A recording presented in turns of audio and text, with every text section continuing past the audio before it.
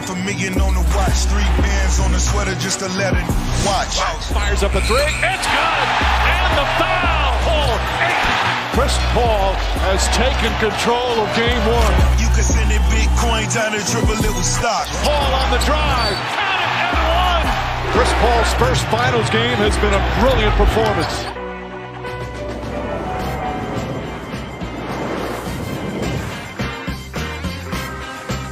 That man is Jalen Anthony Rose. I'm David Dallin Jacoby. We are Jalen and Jacoby. Tell them what is it that we get the do. people. Yes, what we do. They want. Game 1 of the NBA Finals was last night. You were there in the building as the Phoenix fans were electric watching CP3, Devin Booker, and DeAndre Ayton, and others take Game 1. We're going to break down all the angles, no matter how small, but we start with the biggest story, the performance of Chris Paul. Jalen Rose, what do you think of CP3? It was amazing to watch him go out and have back-to-back 30-point games in this year's playoffs. The first time he's done that all season. And how about the fact, for me, Jacoby, this is my 19th consecutive year covering the NBA Finals on television. It's the biggest stage in basketball. I was really proud to see Giannis return and finish the game healthy. I was extremely proud to see Chris Paul do something that he doesn't do in the regular season. That's put up gaudy stats. The reason why he's been underappreciated by so many, besides just having the championship rings, is that in the regular season, he doesn't put up the art video game stats. So sometimes his impact can't be measured by numbers.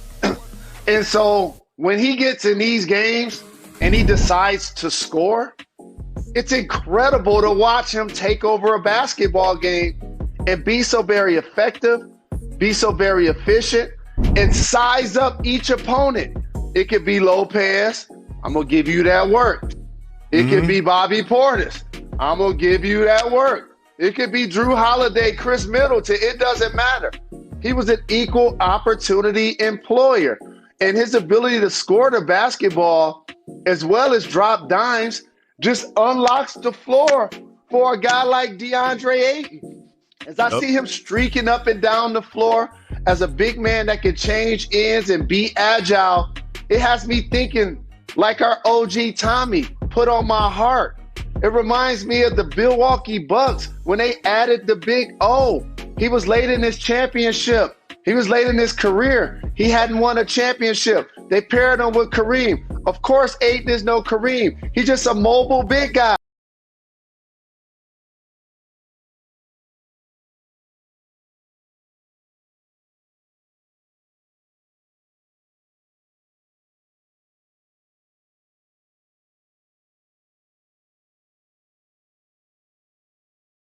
Points he had for a 36-year-old. You're going to see him, Devin Booker, and Ayton each combined for 81 points total.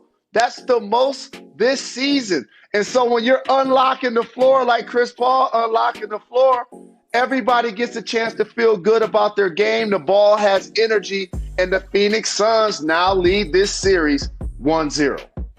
Everybody in Phoenix should feel good, but Jalen, let me tell you why the Milwaukee Bucks should also feel pretty good after that game last night. A gentleman by the name of Giannis Antetokounmpo. Both you and I did not expect him to play, but when it was announced he was playing, I didn't know he was going to look like that. Like in the first half specifically, he looked like unhobbled, ready to play Giannis Antetokounmpo. Now, the Bucks didn't really challenge. They got down to like 7 or 8 in the second half, but you've got Giannis at what looks like close to full strength moving forward in the rest of the series. What do you think about Giannis's first half specifically?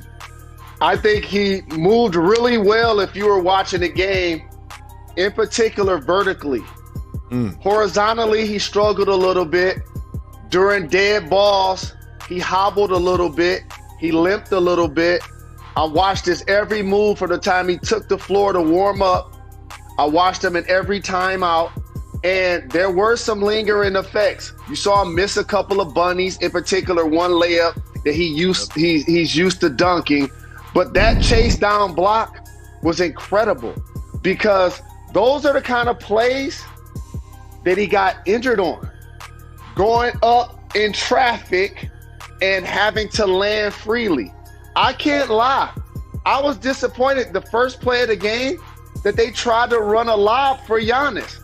I'm like, what are y'all thinking? I'm like, what are y'all thinking? Like, don't put him in that same action. But also, there's something to be said for that, because it's almost like a boxer saying they're taking their first punch, or a football player saying they're taking their first hit. I felt like after that, he felt more comfortable and confident to play his game. And so I agree with you. We get rewarded. And also, I want this for the Phoenix Suns. You know why?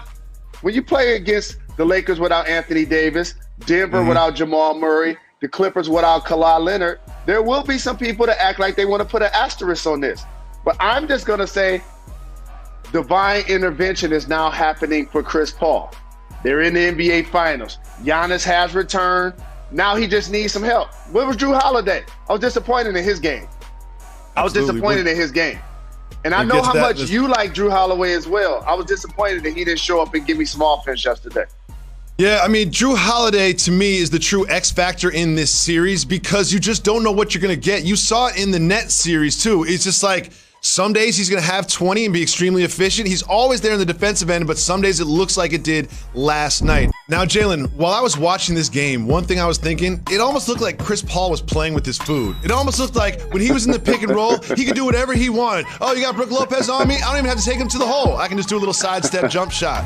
And he could take it to the rack, too, if he wanted to. And he could also had Ayton on the lob. Whether it was Bobby Portis switched on him or Lopez dropping, whatever it was, it seemed like Chris Paul not only had the answer for it, but had any answer he wanted for it. What do you think about that? You got to make an older player a driver. It's tougher to finish amongst those trees. He crossed Bobby Portis and got to the front of the rim, but you got to make that more of a diet. You can't allow him to yo-yo your big and then get into his rhythm 15 to 18 foot. He going to step back on either elbow and knock that down. You see that? That's a fat Joe. Like that's lean back. Lean back. That's rhythm, dog. That's all he doing. And so I applaud Chris Paul's ability to get it in all phases. But you know what else I like, Jacoby? What's that? I like to watch people work the game. I like that there aren't 5 people standing around the three-point line launching fast as they can with 21 seconds to go on the shot clock. They're actually exhausting possessions and forcing somebody else to play D, forcing somebody else into a switch. Oh, you're going to show too high? We're going to throw the lob over the top to Ayton. And also, I have to give another shout out to 2 people. They share the same first name. Cam. Let's get a young fella some credit. Champagne and Campaign, and Johnson be knocking down his corner threes, man. He hustled on D and he switched out on the perimeter, but he knocked down his corner threes. Both of those guys came in off the bench, and they allowed the team to play a lot faster. We're going to talk about their big 3, and of course, they're going to be the headliners. But when you're at the game, you get a chance to see these guys and their true impact on what they've done for a team. So shout out to Monty Williams and his coaching staff for the player development of those young guys. Health has been the storyline throughout the entire playoffs, and it was a little bit the storyline yesterday. Not only did Sarge go down, which is bigger than people think, but after the game, Malika asked Chris Paul about his hand, and here's what he had to say. It's interesting. Campaign and all the coaches been talking about us playing with pace. I'm the old head that like to slow it down sometimes, but in this series, we got to play with pace. And we saw you getting your hand wrapped up. Everything good? You feeling good for game 2 already? I don't know what you're talking about. There you go. Jalen, you know I'm the senior broken nose analyst because of all my broken nose, but you've had a hand injury in the NBA. Are you concerned about Chris Paul's hand?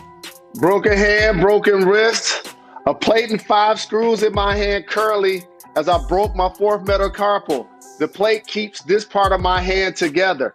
Steph Curry had the same thing happen, but the new technology allowed him to go back in, have the pins removed, so 20 years after he's playing or 50 years after he's playing, he can actually have knuckles and use that part of his hand.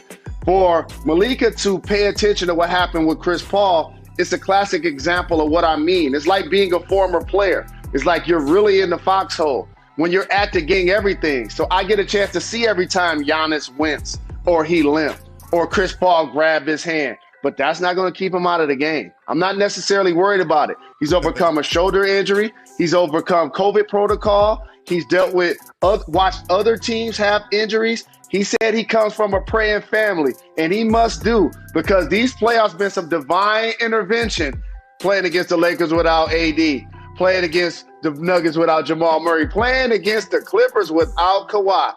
I believe this moment is for Chris Paul to seize his first championship, but one game at a time.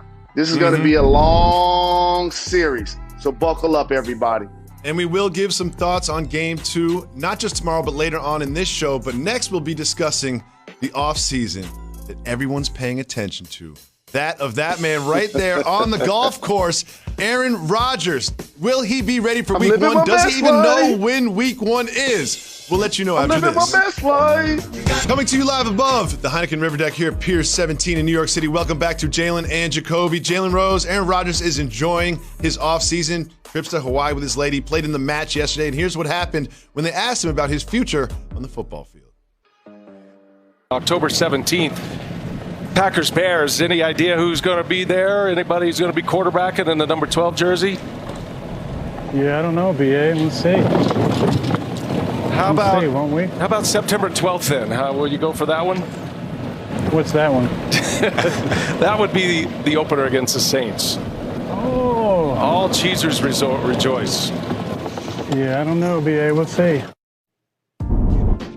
Jalen, you really think Aaron Rodgers doesn't know that the Packers season starts on September 12th? He's looking over his shoulder for Khalil Mack or DeMario David. Like, I don't miss that life. I ain't trying to go to training camp.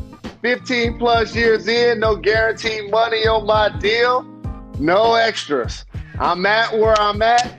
I'll be where I be. But my brother David Jacoby said it here first, and I'm riding with you. So give him his props. I believe you, dawg. I believe you that he'll probably be there Week 1. As I see his tone start to change, I start to believe what you're going to say is accurate.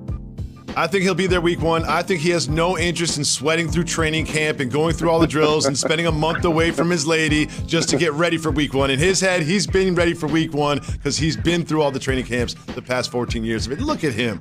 Why would you go to training camp when you go to Hawaii with your fiance and Miles Teller? Why would you do that? Jalen. Who want to go to Hawaii? It ain't Detroit. I have some news about the State University outside Detroit in Ann Arbor, Michigan. Wolverines basketball is going to return Hunter Dickinson and transfer Devontae Jones. They have moved out of the NBA draft pool to return to Michigan along with the #1 recruiting class. Jalen Rose. Juwan is doing a terrific job of covering both bases. It's getting the #1 recruiting class, but also doing a great job of nurturing in transfers. Like, usually it'd be one or the other. He's doing a great job of juggling both. And welcome to the family, Devontae Jones. Welcome back, Hunter Dickinson. I'm a season ticket holder, as you know, a proud alum. And I'm really excited about not only this year's team, but what Juwan is going to be able to do for the duration of his career while he's in Ann Arbor. Jalen, I'm going to a game with you this year. I'm going to Ann Arbor for the first time this year. I can't wait.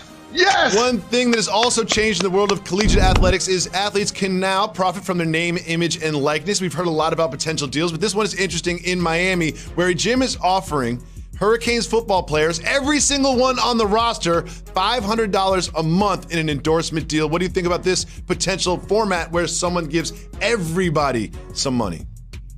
I think somebody's going to look at the television screen and say, what is Jalen Rose doing throwing up to you? Google it. That right there, those my guys. 80s, Benny Blaze, Warren Sapp, Michael Irvin, like, those my guys, Ezra and James. So it's only right that the U has an opportunity for these name, image, and likenesses, not only for the gym $500, but when he got a steak deal right there, that's a real he got a butcher shop there. deal. If you put him up, he's got a butcher shop deal, and he's one of the Miami Hurricanes. And one of the things that got me thinking is, imagine if Jalen could do something similar when he was in college, and we decided that Jalen would be the Detroit Lobster House representative. But the only difference is Both of us got wine hanging up. I would probably have 40 ounces hanging up at that point in my life. That's Those before are the buoys. dentist. That's before the dermatologist, as you see. Those are buoys, not wine bottles, but I understand the sentiment. Jalen, I have some sad news about the Olympics. We all know what happened to Sha'Carri Richardson. However, she was able to run in the 4x100 if they named her to the team. They have not, and that frankly really disappoints me. I feel like she should have an Olympic experience. The suspension is over. She's the fastest runner at 100 meters, so she should be running fast during a 4x100 meter race during the Olympics. What are your thoughts? The new era Flojo, I'm rooting for this queen to follow in those footsteps. And here's what I say. I'm glad I've been on this earth long enough to watch the name, image, and likeness rules change for collegiate athletics. I remember so many fans and media, even those that now feel different, once felt that we should just shut up and be happy that we have a scholarship. That's one thing. Glad I've seen that change. The other thing, I'm glad to see marijuana rules continue to lessen, the restrictions continue to lighten in professional sports. And the third thing is adult entertainment. All of those things in our country that used to be criminalized or seem like to be taboo, but knowing that all adults still do them, we're going to look back at her being left off of this team now because they had 2 spots they could have gave her, from what I'm mistaken. They did not choose to give her the spot because of her test. And as I mentioned before, she lost her mom. I'm pretty sure she's dealing with a lot of pain, depression, and anxiety. You know how I know? Because I just lost mine on February 2nd at 8:15 a.m. And she's a young person. And so I understand that she wasn't going to be able to run the 100. Okay.